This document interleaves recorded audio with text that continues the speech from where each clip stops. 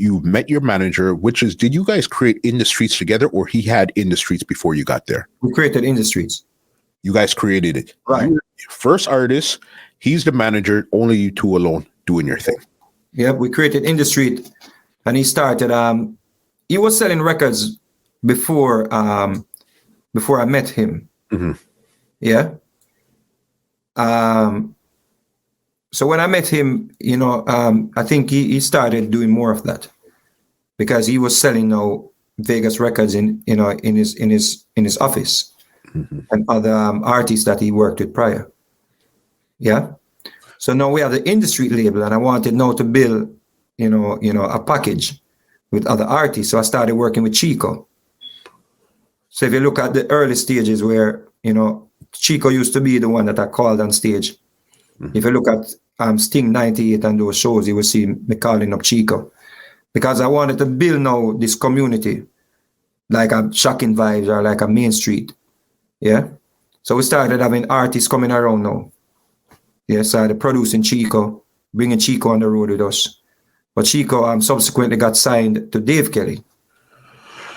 That's where he basically ended up, because if I remember, I don't remember Chico actually putting out a lot of songs on a Dave Kelly rhythm. I probably remember 2 or 3. I honestly think that was a mistake, and I told him. Mm-hmm. But I couldn't stop him because that was his dream to be a part of Dave Kelly's camp. Because one thing with Dave Kelly, when Dave Kelly records you, chances are you're going to be, you're going to break mm-hmm. bigger. Because of course him have the radio, him have Colin Hines. So when Dave Kelly recorded, Colin Hines are gonna play all the song there like 100 times for one day. See? And them days it was like 3-4 radio stations. So so I think he was, more leaning towards that, and not believing that we could have, get it done. Mm-hmm. Run In The Street. So that was something that I blamed him for still. I hear you. Did you actually ever record any music for Dave Kelly? No.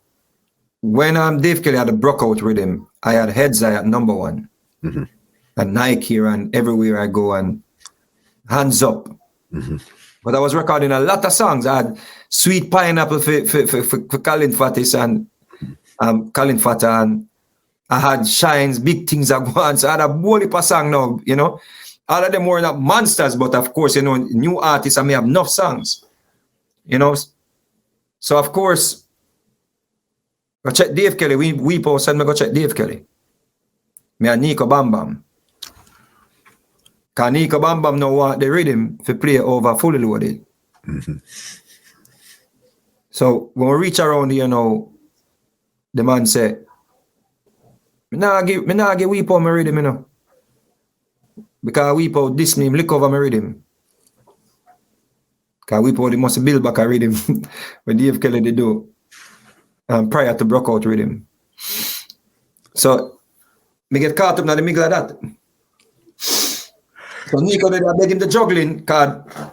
Them are gonna play over Fully Loaded. See? And him say talk to you for the singer, And the man just said, I'm not a record the singer. I don't really like skettle artists, Record too much song, man.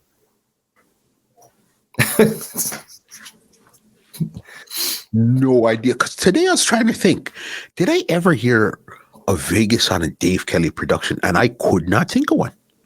No. Actually, I wrote Jacket for the rhythm. Some gyal a ruffle up and a dip. Me them who a figgy the jacket. If you play a broke out rhythm and me sing that, it fit on it like a glue. Mm-hmm. Just by hearing the rhythm, I think, I don't know how me hear the rhythm, but I mean, if I go around there with the song. Actually, you know how I heard the rhythm? Mm-hmm. Prior to even that, Bounty Killer, called me over Washington Garden and played him song for me. Yeah. I'm going to say, DJ, the body song is not the world. On the Brookout. On the Brookout with him. Yeah, because he had 2 on the Brookout, or it was 1 on the Brookout. I think it was 2 of them. Yeah, I believe my eyes. Yeah. First time I heard it, him call me over Washington Garden. I'm going to check him. Mm-hmm. Yep. And he played for me.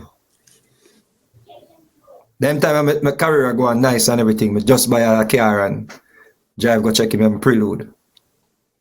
This podcast is brought to you by www.twolinedmusichut.com.